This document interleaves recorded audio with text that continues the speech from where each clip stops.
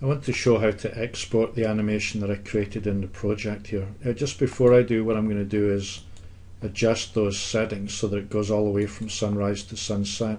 I think this will show you why I normally miss out the beginning and later hours of the sun path, because you get shadows that are not really realistic because of the low sun in the sky and the terrain model itself.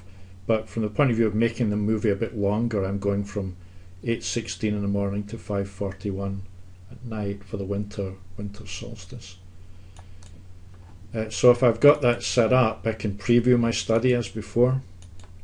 I'll just play it. See, it lasts a bit longer, and I'm seeing it all the way around the site. If I looked at the end shadows, that's why I was kind of omitting them. They're not particularly realistic when you get towards the end of the day, because the terrain's a little tricky. So if I go to the beginning of the day, it's actually not that bad. But so let me show you how to export it.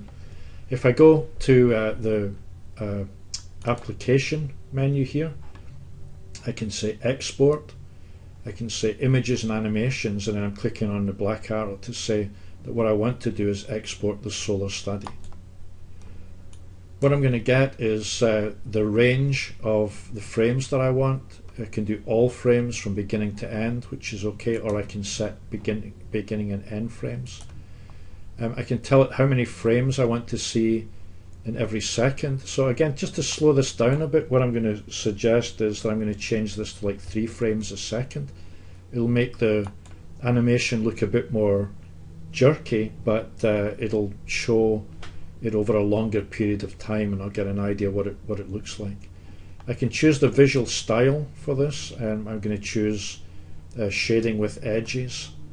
I've got options like realistic or rendering that take longer, but you don't really get, I think, the quality of animation that you can get from some of the other products. So I'm going to stick with shaded by edges. I can choose the size. Let's say I leave it as it is, and I'll just go with the defaults.